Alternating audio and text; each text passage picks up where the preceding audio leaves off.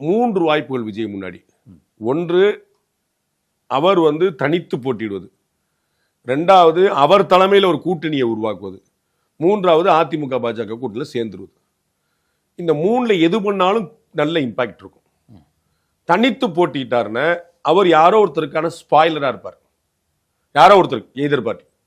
அவர் தலைமையில் ஒரு கூட்டணி அமைஞ்சதுன்னா வரலாறு காணாத ஒரு மும்முனை போட்டி ஏற்படும். அவர்கிட்ட கூட்டணி அமைஞ்சதுன்னா அது திமுக கூட்டணி உடஞ்சா தான் வரும். உங்களுக்கு புரியுங்களா? காங்கிரஸோ மற்றவங்க வரணும்னா வேற யார் ஏடிஎம்கே கூட்டணி சொல்லி யாருமே இல்லைன்னு சொல்லிட்டு இருக்கீங்களா?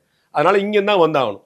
அப்போ அவர் தலைமை கூட்டணி அமைஞ்சா வரலாறு காணாத ஒரு மும்முனை போட்டி திமுக 1-2-3 கட்சி இருப்பாங்க. ஏடிஎம்கே இங்கே பிஜேபி இருக்காங்க. இப்போ இவர் தலைமையில் ஒரு கூட்டணி அமையும் ஒரு பெரிய மும்முனை போட்டி.